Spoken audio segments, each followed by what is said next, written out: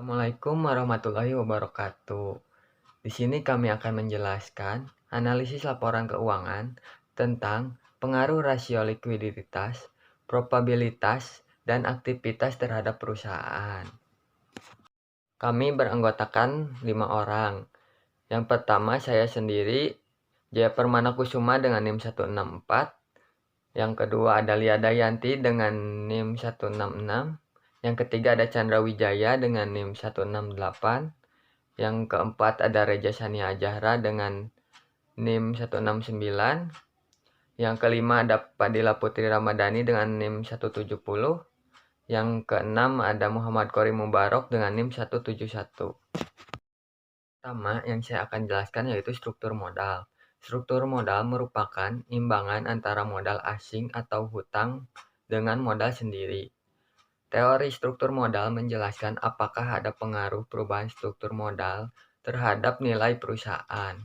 Dalam kaitannya dengan struktur modal ini, nilai perusahaan bisa diukur dengan harga saham atau biaya modal yang dikeluarkan oleh perusahaan dan memperoleh sumber dana yang bersangkutan. Sutrisno 245. Teori struktur modal yang dikembangkan oleh beberapa ahli terutama digunakan untuk mengetahui apakah perusahaan bisa meningkatkan kemakmuran pemegang saham melalui perubahan struktur modal.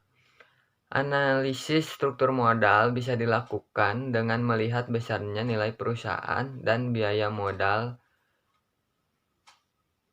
Bila tujuan perusahaan adalah meningkatkan perusahaan, artinya sama dengan menurunkan biaya modal. Sekian dari saya, selanjutnya akan dilanjutkan oleh teman saya. Assalamualaikum warahmatullahi wabarakatuh. Perkenalkan, nama saya Lia Dayanti dengan NIM 511911166. Di slide ini, saya akan memaparkan mengenai faktor-faktor yang mempengaruhi struktur modal. Yang pertama, ada struktur aktiva. Struktur aktiva atau aset dapat diklasifikasikan menjadi dua bagian utama. Menurut Winayuningsih pada tahun 2010, yang pertama itu ada aset lancar. Aset lancar ini meliputi kas, investasi jangka panjang, piutang wesel, piutang dagang, persediaan, piutang penghasilan, serta perskot. Yang kedua yaitu ada aset tidak lancar. Aset tidak lancar ini meliputi investasi jangka panjang, aset tetap tidak berwujud. Selanjutnya ada profitabilitas rasio. Profitabilitas rasio merupakan rasio yang mengukur kemampuan perusahaan dalam menghasilkan laba pada tingkat penjualan, aktiva dan modal. Ada 3 rasio yang dapat digunakan dalam profitabilitas, yakni profit margin, return on asset, dan return on equity atau ROE. Yang selanjutnya ada ukuran perusahaan. Ukuran perusahaan menggambarkan besar kecilnya suatu perusahaan yang ditunjukkan pada total aset, jumlah penjualan, rata-rata penjualan, rata-rata total aset menurut Riwianto pada tahun 2001. Ukuran aset yaitu rata-rata penjualan bersih untuk tahun yang bersangkutan sampai beberapa tahun menurut Brigham dan Houston. Selanjutnya ada likuiditas rasio. Likuiditas adalah kemampuan perusahaan untuk membayar kewajiban-kewajibannya yang harus segera dipenuhi. Kewajiban yang segera harus dipenuhi adalah hutang jangka pendek yang telah jatuh tempo. Oleh karena itu, rasio ini bisa digunakan untuk mengukur tingkat keamanan kreditor jangka pendek, serta mengukur apakah suatu perusahaan tidak akan terganggu bila kewajiban jangka pendek ini segera ditagih. Selanjutnya ada growth atau rasio pertumbuhan. Growth opportunity yaitu perusahaan yang memiliki kesempatan atau peluang untuk bertumbuh atau mencapai tingkat pertumbuhan atau mengembangkan perusahaan. Assalamualaikum warahmatullahi wabarakatuh. Perkenalkan, nama saya Chandra Wijaya dengan NIM 168. Di sini saya akan menjelaskan tentang data hasil perhitungan 2018 sampai 2019. Untuk nama perusahaannya yaitu ada Eratex untuk tahun 2018 CR-nya yaitu senilai 1,008, untuk tahun 2019 yaitu senilai 1,078. Untuk di tahun 2018 ROE-nya yaitu 0,016, untuk di tahun 2019 ROE-nya yaitu 0,117. Untuk di NPM tahun 2018 yaitu 0,013, untuk di tahun 2019 yaitu ada 9,744. Untuk di Tato yaitu senilai 1,20, untuk di tahun 2019 yaitu ada 1,21. Untuk di tahun 2018 yaitu DR-nya sebesar 2,291, untuk di tahun 2019 DR-nya itu senilai 2,651. Untuk di perusahaan API tahun 2018 DR-nya yaitu senilai 0,121, untuk di tahun 2019 yaitu CR-nya sebesar 0,120. Untuk di ROE-nya yaitu tahun 2018 mendapatkan 0,014, untuk di tahun 2019 yaitu 0,012, untuk di tahun 2018 NPM-nya yaitu 0,032, untuk di tahun 2019 yaitu 0,023. Untuk di tahun 2018 Tatonya itu 1,99, untuk di tahun 2019 yaitu 1,636. Untuk di tahun 2018 yaitu DR-nya sebesar 1,256, untuk di tahun 2019 yaitu sebesar 1,257. Untuk di API 2018 CR-nya itu yaitu sebesar 0,42, untuk di tahun 2019 yaitu 0,441. Untuk di ROE yaitu senilai 0,591, untuk di tahun 2019 yaitu 0,883. Untuk di NPM yaitu sebesar 0,101, untuk di tahun 2019 yaitu 0,057. Untuk di tahun 2018 Tatonya yaitu 0,621, untuk di tahun 2019 yaitu 0,500. Untuk di tahun 2018 yaitu 14,690, untuk di tahun 2019 yaitu 0,823. Untuk di Centex yaitu 2018 yaitu 0,58, untuk di tahun 2019 yaitu 0,525. Untuk di tahun 2018 yaitu ROE-nya sebesar 0,16, untuk di tahun 2019 yaitu 0,856. Untuk di NPM yaitu sebesar 0,035, untuk di tahun 2019 yaitu 0,018. Untuk di tahun 2018 Tatonya itu sebesar 0,869, untuk di tahun 2019 itu 0,868.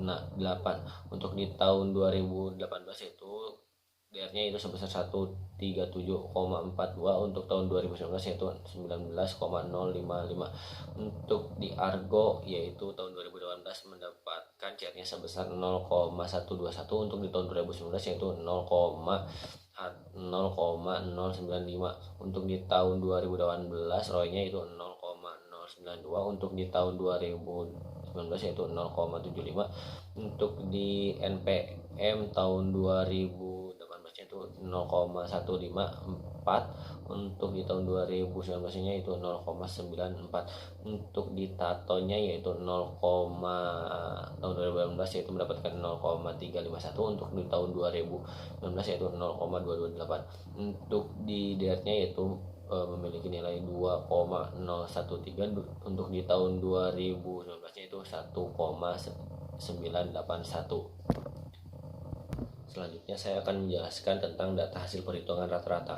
Untuk nama perusahaannya itu ada Eraktex yaitu CR-nya sebesar 1,043, untuk di ROE-nya yaitu ada 0,138, untuk di NPM-nya itu 0,488, untuk di Tatonya itu ada 1,205, untuk di DR-nya itu ada 2,471. Untuk di perusahaan API yaitu CR-nya sebesar 0,120, untuk di ROE-nya yaitu 0,074, untuk di NPM-nya yaitu sebesar 0,023, untuk di Tatonya itu ada sebesar 1,814, untuk di DR-nya itu ada 1,257.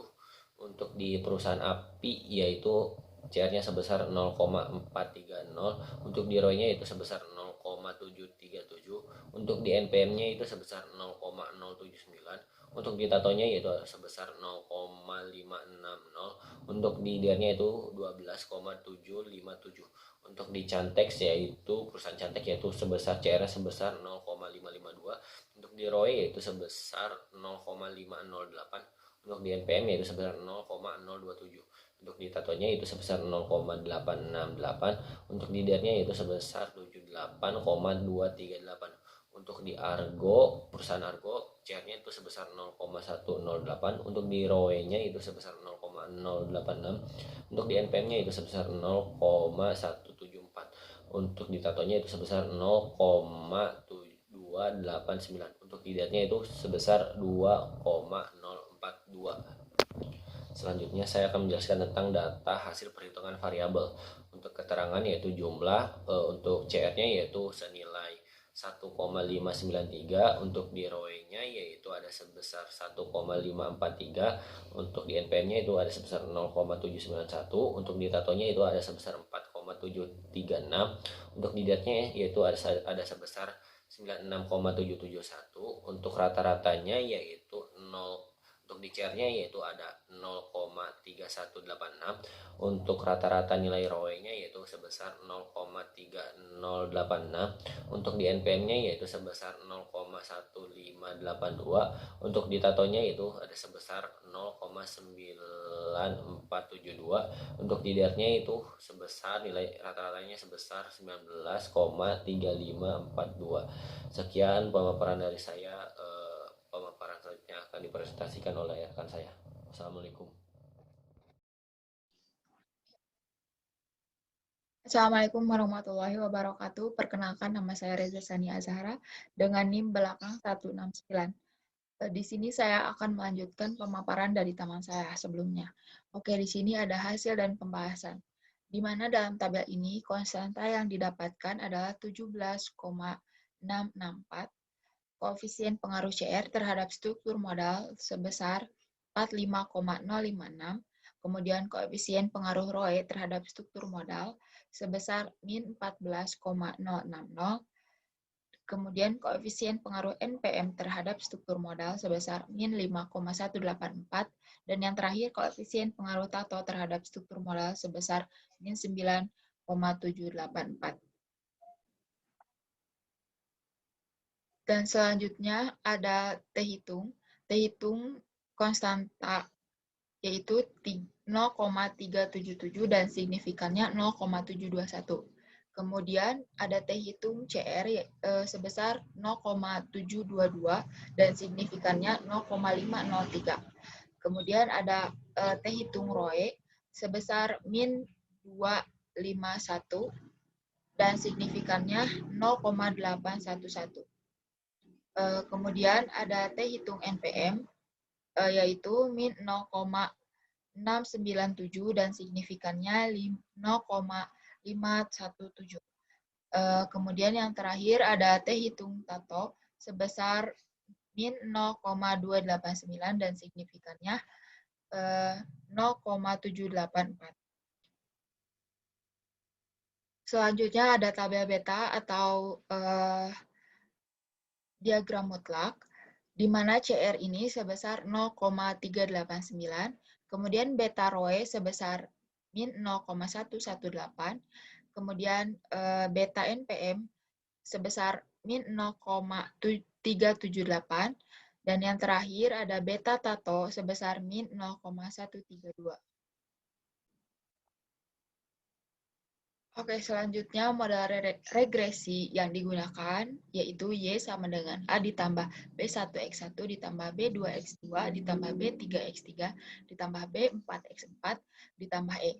Dengan keterangan Y sama dengan struktur modal, A sama dengan konstanta, B1, B2, B3, B4, B5 sama dengan koefisien regresi, X1 sama dengan current ratio, X2 return on equity, X3 net profit margin, X4 total asset turnover, dan yang terakhir E yaitu standar error. Dari tabel di atas dapat disusun persamaan regresi sebagai berikut. Der, sama dengan 17,664A ditambah 45,056. X1 ditambah min 14,060 X2 ditambah min 5,184 X3 ditambah 9,784 X4 ditambah E. Yang pertama variabel dependen struktur modal sama dengan DER atau Y. Yang kedua variabel independen current ratio CR atau X1. Yang ketiga variabel independen return on equity sama dengan ROE yaitu atau X2. Yang keempat variabel independen net profit margin sama dengan NPM atau X3. Dan yang terakhir dan yang kelima variabel independen total asset turnover TATO atau X4. Dan yang terakhir itu ada faktor lain yang mempengaruhi yaitu E.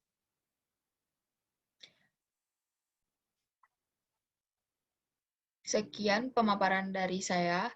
Selanjutnya akan dilanjutkan oleh teman saya. Baik, selanjutnya ada hasil dan pembahasan. Yang pertama, ada pengaruh current ratio terhadap debt atau bisa disebut debt to equity ratio. Berdasarkan hasil regresi di atas diperoleh nilai koefisien variabel liabilitas X1 atau bisa disebut dengan current ratio sebesar 45,056. Nilai signifikansi untuk likuiditas X1 atau bisa disebut dengan current ratio ini sebesar 503 lebih besar dari 0,05, sehingga dapat disimpulkan bahwa likuiditas yaitu current ratio tidak berpengaruh terhadap struktur modal atau disebut dengan DER atau debt to equity ratio. Lalu yang kedua itu ada pengaruh return on equity terhadap debt to equity ratio, di mana berdasarkan hasil regresi di atas diperoleh nilai koefisien variabel profitabilitas X2 atau bisa disebut dengan ROE atau return on equity sebesar minus 14,60. Nilai signifikansi untuk profitabilitas X2 sebesar 811 lebih besar dari 0,05, sehingga dapat disimpulkan bahwa profitabilitas yaitu return on equity tidak berpengaruh terhadap struktur modal atau DER. Ketiga, ada pengaruh net profit margin terhadap debt to equity ratio. Berdasarkan hasil regresi di atas diperoleh nilai koefisien variabel profitabilitas X3 atau bisa disebut dengan net profit margin, di mana sebesar minus 5,184 net profit margin, di mana sebesar minus 5,184. Nilai signifikansi untuk profitabilitas X3 ini sebesar 517, lebih besar dari 0,05, sehingga dapat disimpulkan bahwa profitabilitas yaitu net profit margin tidak berpengaruh terhadap DER atau struktur modal. Lalu yang terakhir itu keempat ada pengaruh total asset turnover terhadap DER, di mana berdasarkan hasil regresi di atas diperoleh nilai koefisien variabel rasio aktivitas sebesar minus 9,784. Nilai signifikansi untuk rasio aktivitas ini sebesar 784 lebih besar dari 0,05, sehingga dapat disimpulkan bahwa rasio aktivitas X4 ini tidak berpengaruh terhadap struktur modal atau DER. Lalu selanjutnya ada hasil uji simultan, di mana hasil uji simultan ini bertujuan untuk menilai apakah sekumpulan variabel bebas tersebut berpengaruh signifikan terhadap variabel terikat ataupun tidak. Dari hasil yang diperoleh, nilai F hitung sebesar 0,171 dan signifikan sebesar 0,944. Terlihat bahwa nilai signifikan tersebut lebih besar dari 0,05.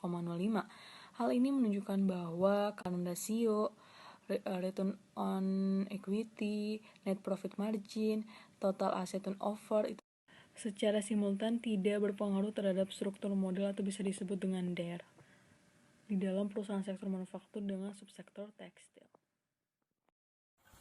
Nama saya Muhammad Kurnia Barok dengan NIM 171.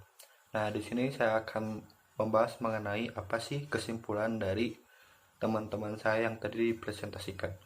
Untuk yang pertama yaitu ada rasio likuiditas yaitu current ratio tidak berpengaruh terhadap struktur modal pada perusahaan manufaktur dengan subsektor tekstil garment terdaftar di Bursa Efek Indonesia pada periode 2018 sampai 2019. Selanjutnya yaitu rasio profitabilitas yaitu return of equity atau disebut dengan ROE tidak berpengaruh terhadap struktur modal pada perusahaan manufaktur dengan subsektor tekstil. Garmen terdaftar di Bursa Efek Indonesia pada periode 2018 sampai 2019. Nah, untuk selanjutnya yaitu ada rasio profitabilitas, yaitu net profit margin atau disebut NPM, tidak berpengaruh terhadap struktur modal atau DER pada perusahaan manufaktur dengan subsektor tekstil. Garmen terdaftar di Bursa Efek Indonesia pada periode 2018 sampai 2019. Untuk yang terakhir yaitu ada rasio aktivitas, yaitu total asset turnover atau TATO tidak berpengaruh terhadap struktur modal atau DER pada perusahaan manufaktur dengan subsektor tekstil. Garmen terdaftar di Bursa Efek Indonesia pada periode 2018 sampai 2019. Nah, untuk selanjutnya yaitu ada saran. Mungkin berdasarkan hasil penelitian yang telah peneliti kemukakan atau dilakukan, saran-saran yang dapat diberikan adalah sebagai berikut. Seperti sebaiknya hasil ini dapat dijadikan sebagai bahan pertimbangan bagi para investor untuk mengambil keputusan investasi dengan memperhatikan tingkat struktur modal yang ada di beberapa perusahaan. Mungkin cukup sekian presentasi dari kami. Wassalamualaikum warahmatullahi wabarakatuh.